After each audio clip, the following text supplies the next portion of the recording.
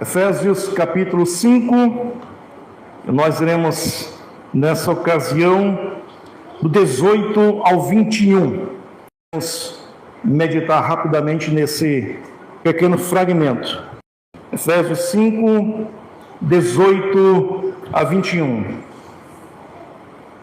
Está escrito: E não vos embriagueis com o vinho, no qual há dissolução, mas enchei-vos do Espírito, falando entre vós com salmos, entoando e louvando de coração ao Senhor, com hinos e cânticos espirituais, dando sempre graças por tudo a nosso Deus e Pai, em nome de nosso Senhor Jesus Cristo, sujeitando-vos uns aos outros no temor de Cristo. Nós já estudamos aqui, irmãos, em algum momento dessa carta, que a vida cristã, ela não se resume a um conjunto de regras, enfatizando não faça. A vida cristã é, sobretudo, uma ação. Faça, realize. Não tem apenas um aspecto negativo, mas a vida cristã é proativa. Nós fazemos alguma coisa. Não basta lutar contra os nossos pecados, não basta pedir perdão ao Senhor, é necessário fazer. E nós já estudamos aqui uma longa sessão que abordou a questão do pecado. E nós devemos fugir do pecado, devemos evitar o pecado e devemos manter uma vida de retidão, uma vida de santidade, conforme Deus quer. É a nossa jornada, é exatamente a nossa saga. Nós nascemos para a santidade, nós nascemos para a luz, nós nascemos para vivermos na presença do Senhor. E na presença do Senhor, os nossos pecados são cancelados pelo sangue de Cristo e pela santidade. Nós fugimos dos nossos pecados. Então, é um aspecto da nossa vida, da nossa jornada, fugir do pecado. Mas é necessário proceder, é necessário fazer, é necessário agir. Nós não somos legalistas, nós temos uma ação em favor de Deus e em favor do próximo. Então a vida cristã nos coloca na luta para fazer o bem. Vejam, a vida cristã nos coloca na luta para fazermos o bem em relação a Deus e em relação ao próximo. De uma maneira clara, nós encontramos, veja, no versículo 17, estudamos a última vez que pregamos, quando Paulo diz: por esta razão não vos torneis insensatos, mas procurai compreender qual a vontade do Senhor. Qual a vontade do Senhor? O que Ele quer para mim e o que Ele quer para você. Deus é o nosso Pai, nos ama, nos quer bem, mas qual é a sua vontade para conosco? Então o apóstolo Paulo começa a apresentar a vontade do Senhor a partir do versículo 18. É interessante, meus irmãos, notar que a vontade do Senhor sempre foi clara, transparente, límpida, desde o começo. A vontade do Senhor não é misteriosa, enigmática, paradoxal. A vontade do Senhor sempre foi clara, desde o Éden, quando ela apresentou a proibição de comer o fruto proibido. Não havia nenhuma dúvida no coração de Eva, no coração de Adão. Então Deus sempre mostra de maneira clara a vontade dele para a sua vida. E com a vontade do Senhor, conforme esse texto, encontramos no versículo 18 a vontade soberana do Senhor. E não vos embriagueis com o vinho, no qual há dissolução, mas enchei-vos do Espírito. É essa a vontade do Senhor para com seu povo, o enchimento do Espírito Santo, sermos cheios do Espírito Santo. dominados pelo Espírito Santo, não dominados pelo nosso coração, com a sua concupiscência, desejo, paixão, mas dominados pelo Espírito Santo. Essa é a vontade do Senhor. E nós só vivemos nessa terra com duas possibilidades: ou vivemos dominados pelas nossas paixões traiçoeiras, egoístas e vis, ou vivemos dominados pelo Espírito Santo. Não existe meio termo, alternativa. Ou nós temos o caminho do coração, ou nós temos o caminho do Espírito Santo. E a vontade do Senhor, naturalmente, é que nós possamos andar conforme o Espírito Santo quer, deseja. É isso que Ele quer, que você seja cheio do Espírito Santo. E ser cheio do Espírito Santo não se apresenta em momentos que você trabalha apenas para Ele, no quesito o bem ao próximo. Ser cheio do Espírito Santo é criar o caminho do Senhor Jesus Cristo. Há uma direção nesse caminho, e nós vamos encontrar aqui, não um caminho apenas onde você de repente sente o peso de trabalhar em favor de alguém, de ajudar alguém, de ser ponte, de ser instrumento. Não é o peso, é um prazer. Embriagados com o Espírito Santo, não com o vinho, com o álcool. O álcool cria dissolução, ou seja, confusão. Mas nós devemos ser cheios do Espírito Santo. E a ideia é ter prazer no Espírito Santo. A ideia é ter, de fato, essa sensação que nós estamos agradando ao Senhor. Isso constitui um prazer. Ou seja, há prazer na santidade. Há prazer na santidade. Nós já estudamos aqui o prazer carnal nos corpos. Mas Paulo vem nos ensinar, quando nós fazemos alguma coisa, o bem, não pode ser um peso, há um prazer na santidade, há uma delícia na santidade. E Paulo diz exatamente essa verdade: sejam cheios do Espírito Santo, cheios do Espírito Santo.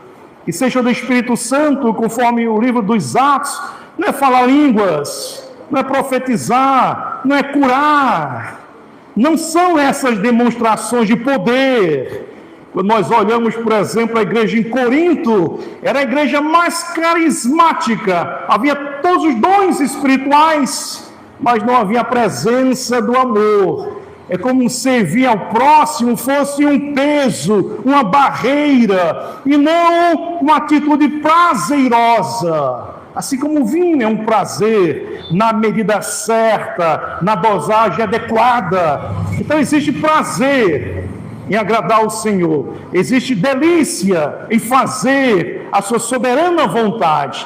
E como nós podemos, irmãos, de fato ser cheios do Espírito Santo? Nós encontramos aqui Paulo apresentando 3 possibilidades para sermos cheios do Espírito Santo: adoração, gratidão e serviço ao próximo. É isso que é ser cheio do Espírito Santo. Vejam no versículo de número 19, quando Paulo diz: falando entre vós com salmos, entoando e louvando de coração ao Senhor, com hinos e cânticos espirituais. O contexto aqui é adoração comunitária. Não é aquela adoração que você faz em casa, com a sua família, ou no silêncio do seu quarto. Não é essa a adoração, mas é a adoração da igreja, no dia do Senhor, no dia especial, quando fomos chamados por Ele.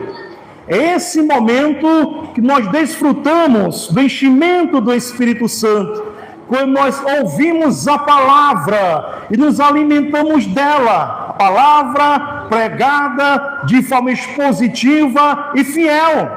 Ninguém pode ser cheio do Espírito Santo sem ouvir a santa palavra. a vontade do Senhor clara, transparente para nós. Então, o Espírito Santo anda correlato com a palavra de Deus. Onde existe palavra, existe Espírito Santo. Quando não tem palavra, não existe demonstração do Espírito Santo. Pode haver espetáculo, mas não o enchimento do coração por meio do Espírito Santo. Interessante quando nós olhamos os profetas na antiga aliança, eles pregavam e o Espírito Santo completava a obra. Estão lembrados, por exemplo, de Ezequiel, quando foi desafiado por Deus para pregar o evangelho a ossos secos. Ossos secos. Em Ezequiel 37, a ideia não é de um cemitério. A ideia apresentada é de um exército que perdeu a luta. E os soldados passaram muitos e muitos anos e tornaram-se apenas ossos secos. Gente que perdeu a luta, gente fracassada, gente derrotada. De repente, Deus chama o profeta Ezequiel e diz: Ezequiel, profetiza esses ossos, prega a palavra a esses ossos. E ele ainda provoca Ezequiel, Deus, com a pergunta: será que eu posso reavivar esses ossos? Ezequiel olha para a situação e diz: Senhor, tu sabes. Mas Ezequiel começa a profetizar, começa a pregar a palavra do Senhor. De repente vem um grande vento dos quatro cantos e começa a trazer vida àqueles ossos. Tudo isso, irmãos, acontece nesse momento aqui de pregação da palavra, nesse momento de adoração. O culto comunitário é a palavra de Deus e a ação do Espírito Santo, trazendo conversão, edificando, trazendo alegria, trazendo paz, trazendo esperança. O Espírito Santo entre nós, promovendo a palavra do Senhor. Então nós somos cheios do Espírito Santo quando nós frequentamos o culto convocado por Deus, o culto à noite, no dia do Senhor. Esse culto solene é o santo ajuntamento. Deus comissionou seu povo para comparecer nesse momento. É uma convocação.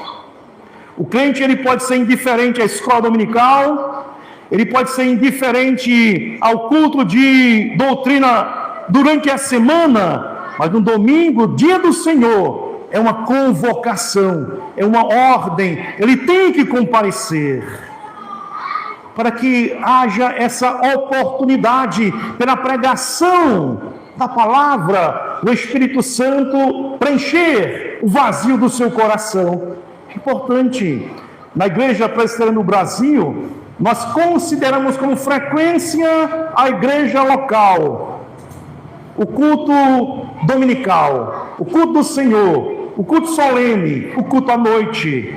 Você pode vir para a escola dominical todos os domingos, você pode comparecer toda semana na reunião de oração, mas se você não frequenta o culto vespertino no dia do Senhor, você é ausente. E a IPB considera que você abandonou o culto. E você pode ser excluído do hall de membros, mesmo frequentando a escola dominical e durante a semana. Porque nesse culto que nós, que somos reformados, compreendemos que Deus, Ele fala. No momento da adoração, do louvor, da palavra. Então ninguém pode ser cheio do Espírito Santo em casa, longe do Senhor. Essa é uma convocação que pesa sobre todos nós. Crianças, adolescentes, jovens, adultos, idosos, todos convocados por Deus para ouvirem a palavra do Senhor.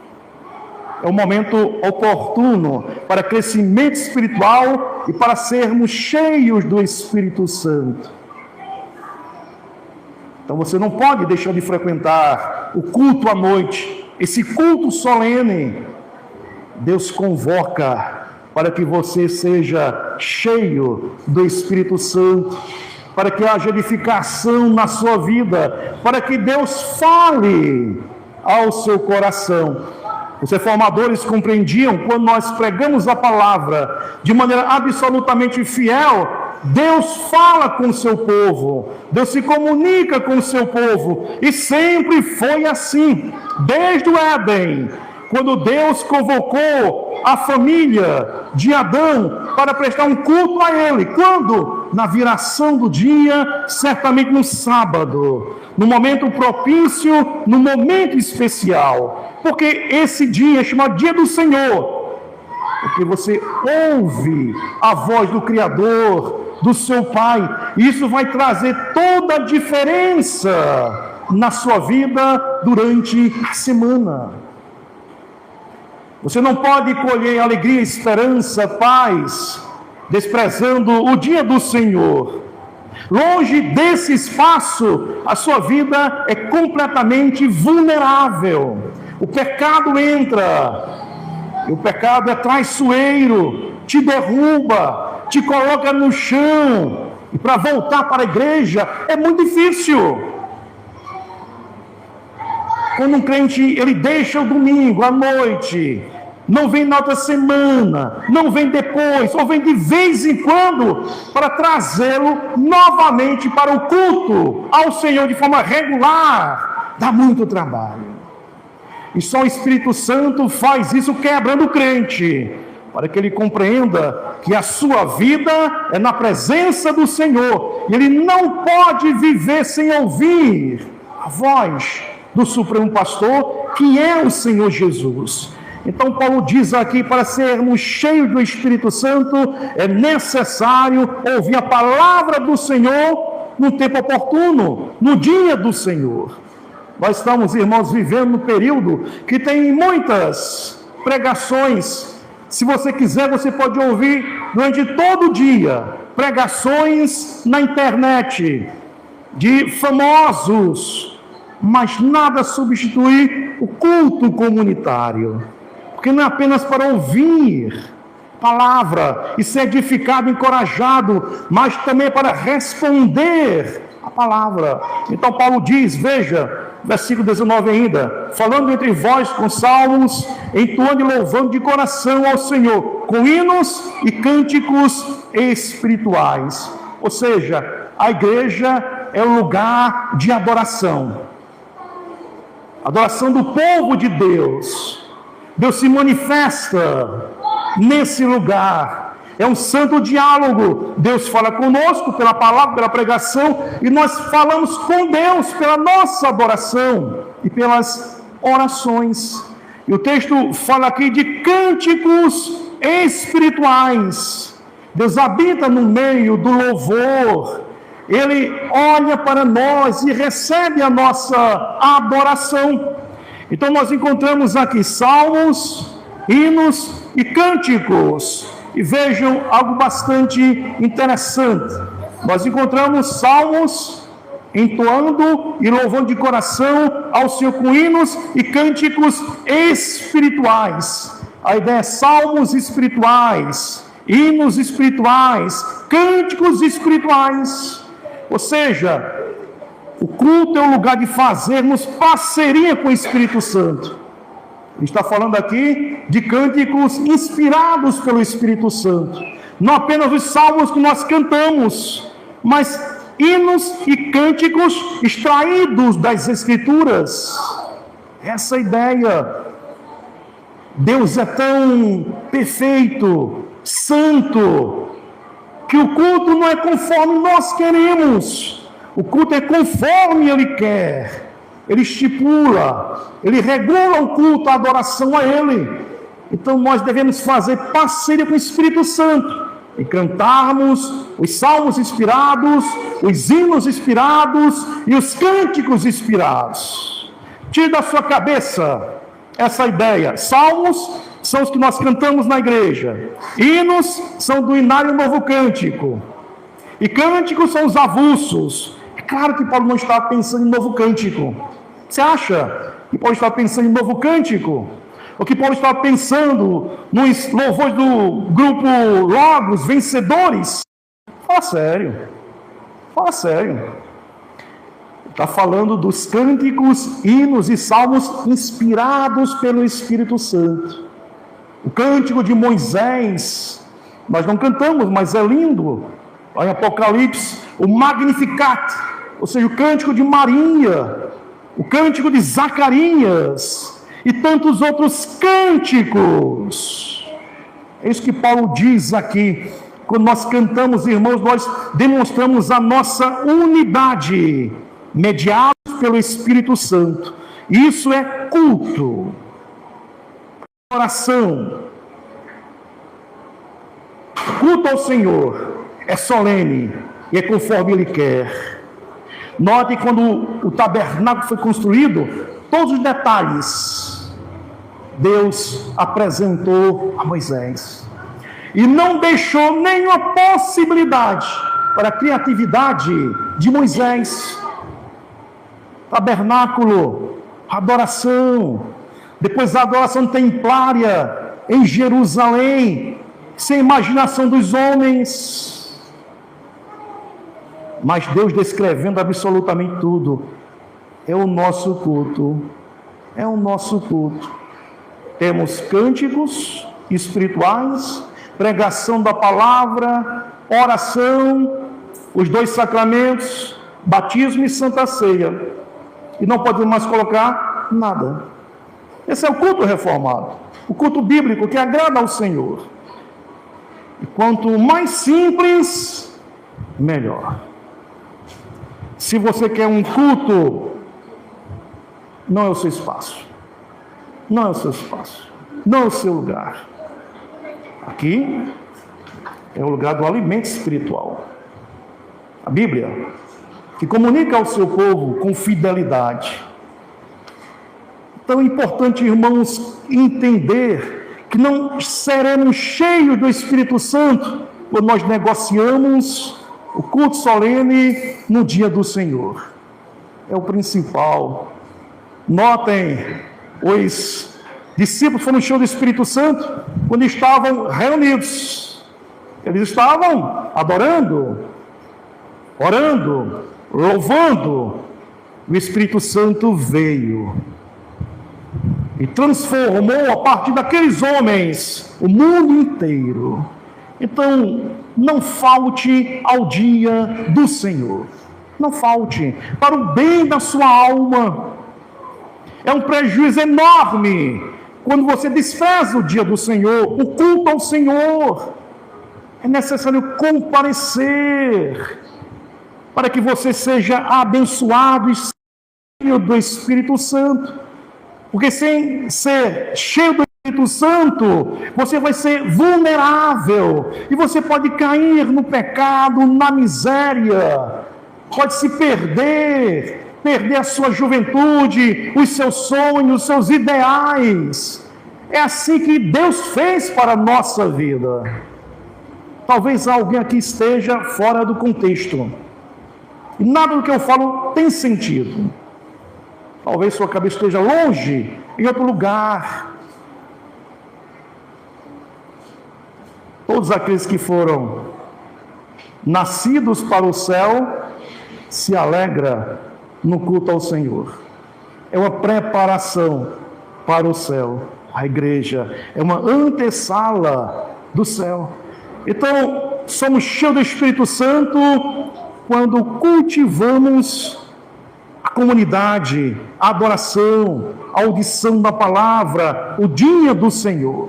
Mas além disso, meus irmãos, vejo ainda que Paulo, além de falar sobre adoração, ele fala sobre gratidão. Versículo 20, dando sempre graças por tudo a nosso Deus e Pai, em nome de nosso Senhor Jesus Cristo. Um coração grato ao Senhor é um coração habitado pelo Espírito Santo. Um coração feliz, contente, onde existe celebração, júbilo, é preenchido pelo Espírito Santo de Deus, essa gratidão. Então, além da adoração no dia do Senhor e da audição da palavra, para que sejamos cheios do Espírito Santo, devemos preservar uma atitude de gratidão ao Senhor, pelo que somos e pelo que temos. Gratidão pela salvação, gratidão pela presença do Cristo na nossa vida, em todos os momentos, gratidão pelo que recebemos dele, pouco ou muito, mas nós somos cuidados pelo Senhor, e essa gratidão no nosso coração, servir ao Senhor com alegria, essa gratidão é correlata ao culto ao Senhor. Porque se você é grato ao Senhor pelo que Ele fez, pela salvação, pela vida eterna, pela esperança, então você tem razão para cultuar Deus de forma comunitária. Se não há gratidão no seu coração, o que você vai fazer na igreja com o povo de Deus? Se você não percebe de maneira clara que Deus transformou a sua vida, mudou o seu coração, lhe encaminhou para o céu, qual vai ser a motivação para você cultuar a Deus no domingo? Então a gratidão, meus irmãos, é algo que Deus ama. A Bíblia diz que Deus abomina, odeia a murmuração. A boca murmuradora reflete que não há presença do Espírito Santo. Nós acabamos de ler, durante a liturgia, aquela experiência de Paulo, surrado, molestado, mas ele estava agradecendo ao Senhor, de tal maneira que pediu oportunidade para falar. É isso que é ser cheio do Espírito Santo. É quando você não tem nada, mas existe motivação para adorar o Senhor. Como Jó, que perdeu tudo, mas não perdeu o cântico, nem a certeza de Deus na sua vida. Havia gratidão. O reflexo de uma vida preenchida pelo Espírito Santo. Essa gratidão, o desenvolvimento da vida de maneira satisfeita, com contentamento. Então, se o seu coração é murmurador, o Espírito Santo está longe. Mas se existe celebração na sua vida, gratidão é uma demonstração inequívoca da presença do Espírito Santo. Adoração e gratidão. Mas tem um terceiro elemento aqui que é bastante interessante e é o mais desafiador: serviço ao próximo. Qualificação de alguém cheio do Espírito Santo, quando ele começa a servir ao próximo. Então, nós encontramos no versículo 21, sujeitando-vos uns aos outros no temor de Cristo.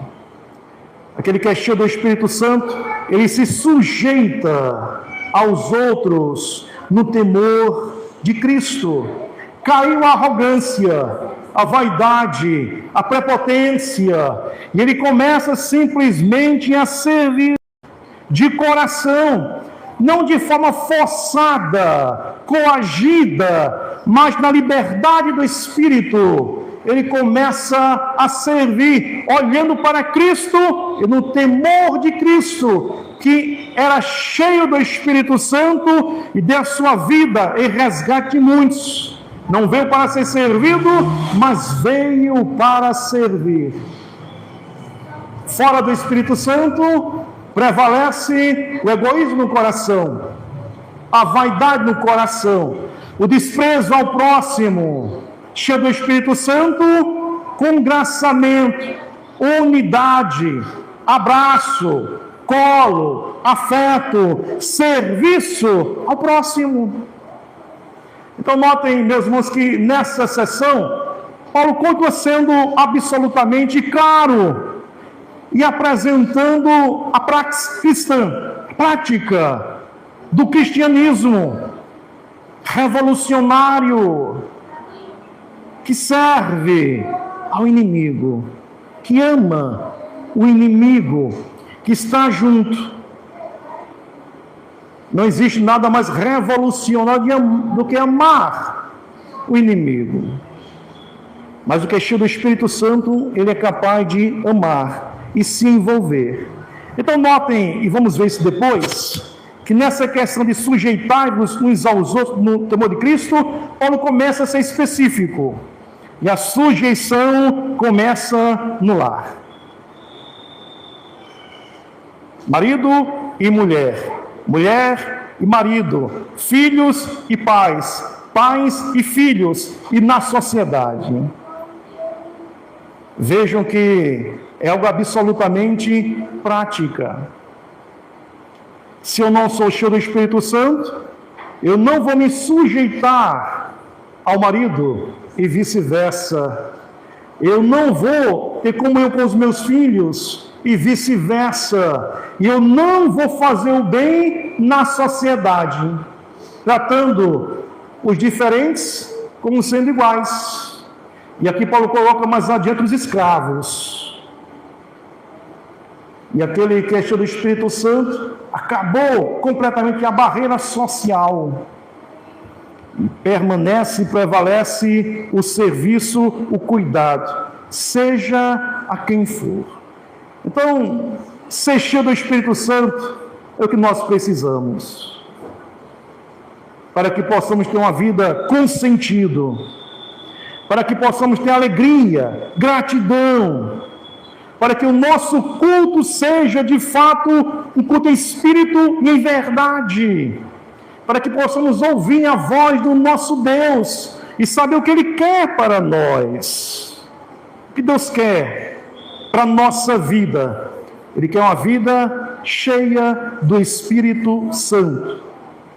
E mais uma vez eu digo, ser cheio do Espírito Santo não é se envolver com dons espetaculares, línguas, profecias, curas, essas coisas modernas que apareceram no início do século passado.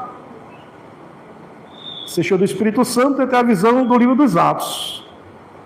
Serviço, gratidão, adoração ao Senhor. Então, meus irmãos, que possamos fazer a vontade do Senhor. E tudo começa, conforme Paulo, no seu compromisso com o culto ao Senhor no dia do Senhor. Não sonegue esse dia, o culto para o seu coração. Você precisa desse momento. Sabe qual é o momento que mais você precisa desse lugar? Quando você não quer. Quando você diz, eu não vou, estou cansado, frustrado. É o dia que mais você precisa do culto. E Deus tem falado ao coração de muita gente, por meio da sua palavra, tem falado ao coração da igreja. Precisamos, irmãos, viver na dinâmica do Espírito Santo, para que possamos ter vidas coerentes, e para que possamos fazer a diferença. Aí veja que Paulo apresenta aqui a diferença na igreja, vamos ver depois no lar e na sociedade, com vidas cheias do Espírito Santo. Que Deus nos abençoe.